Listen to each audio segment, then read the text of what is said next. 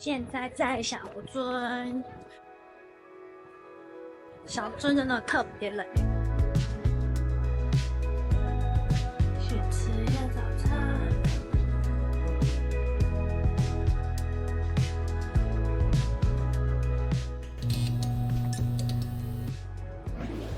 这次飞到北海道，从函馆机场入境，一路往北，直到旭川，告别札幌，接着前往小樽。我一直把小樽想得很浪漫。4月的北海道正在融雪，空气中带着湿润的凉意。而这一天，天空多了阴沉。实际见到小樽运河，居然觉得有点普通。也许想象的版本总是会多一点光。我正在学习欣赏那些不那么完美的时刻，也许少了光，却更真实。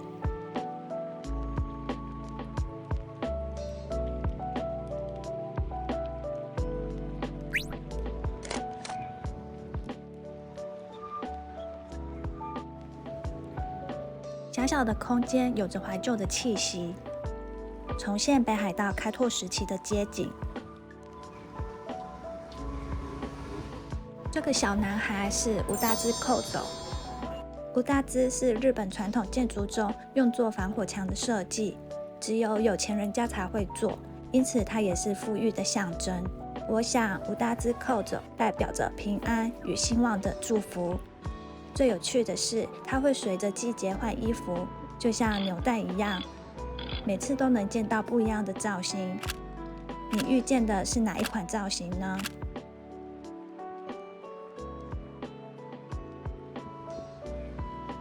可以登上瞭望台，看到另一个视角的小樽运河。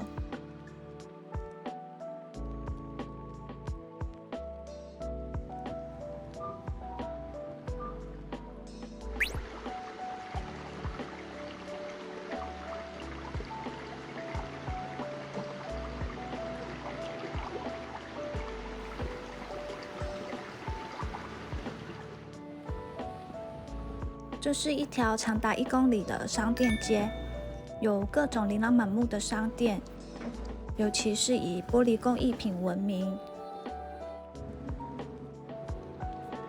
这里的 Miffy 和 Snoopy 的商店，让我想起昌夫的商店街，但又有做出区隔，不是复制贴上的观光气息。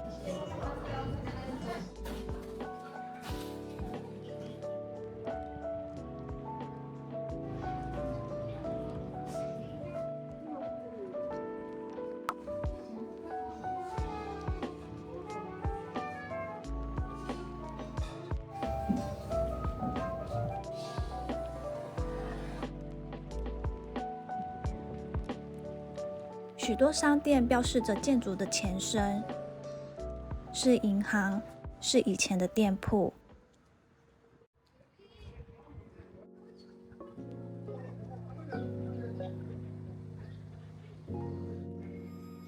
他们是时间的见证者，慢慢挖掘这些历史建筑，似乎更有意思，就像在翻一本旧相本。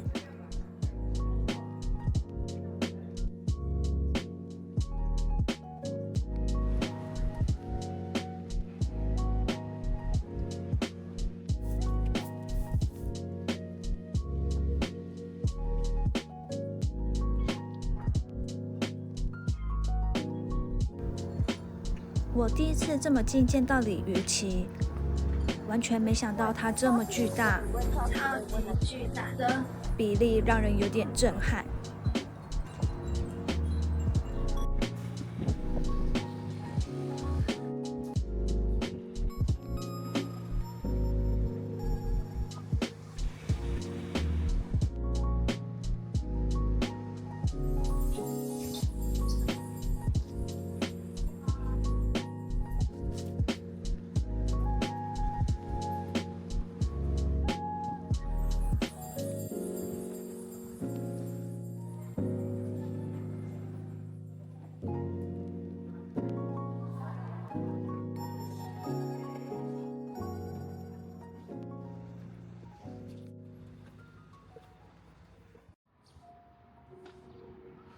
这里还有非常密集的 The Tower，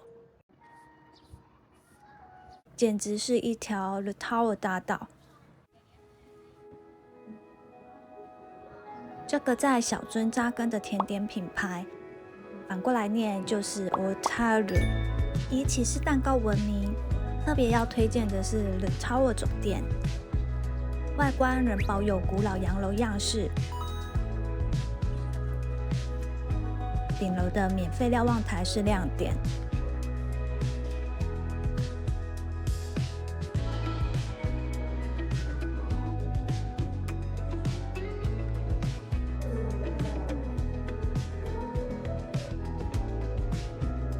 透过窗户望出去，小樽展现不同角度的风景。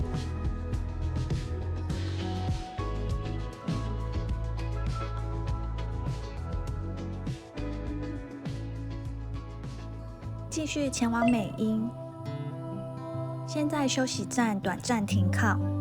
最让我印象深刻的是厕所好美，还有这个地区限定的优格，我非常喜欢。越接近美瑛，路边越融的雪越来越厚，空气中看起来更冷了。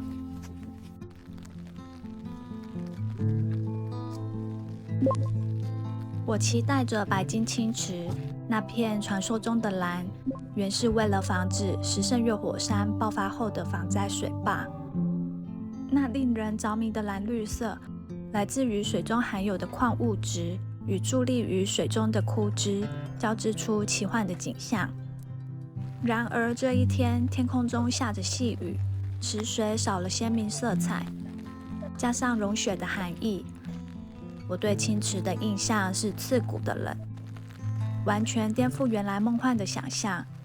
或许最深刻的美，不是来自完美，而是未能如愿以偿的遗憾。不如预期也是一种美。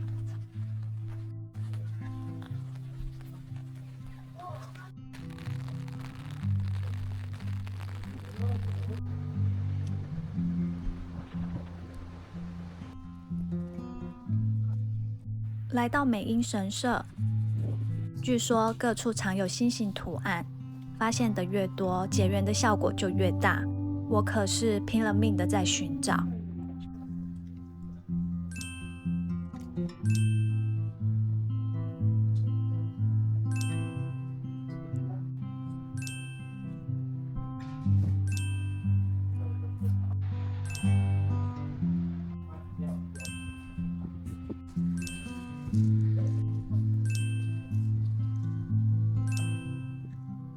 爱其实是无所不在的吧。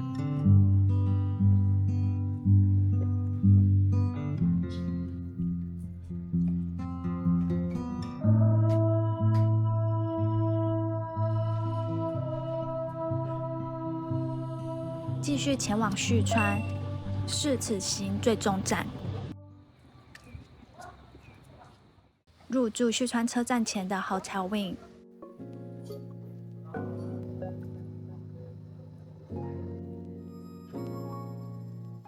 这里像是为了转乘搭机的暂时落脚处，空间小小的，一切从简。外面下着雨，于是就进到对面的永旺觅食。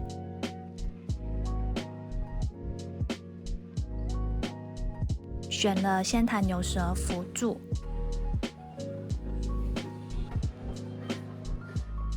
点了最高等级的牛舌套餐。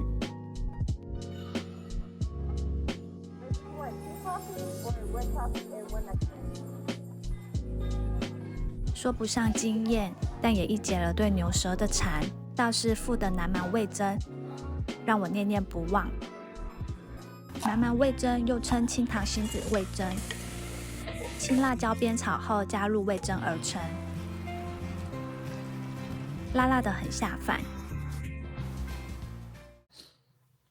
早安。听说这里的早餐很厉害，然后等一下去吃一下早餐。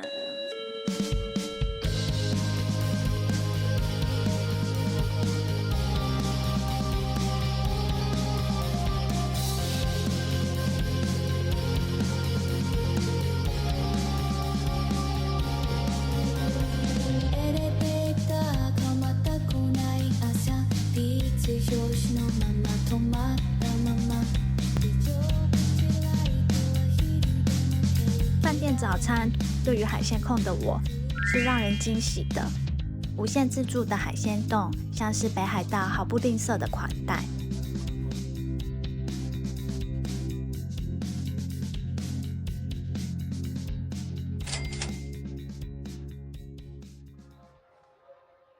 吃饱后，决定到旁边的平和通买物公园。与其说是公园，其实是一条徒步商店街。时间还早，商店都是关着，不减我走走看看的兴致。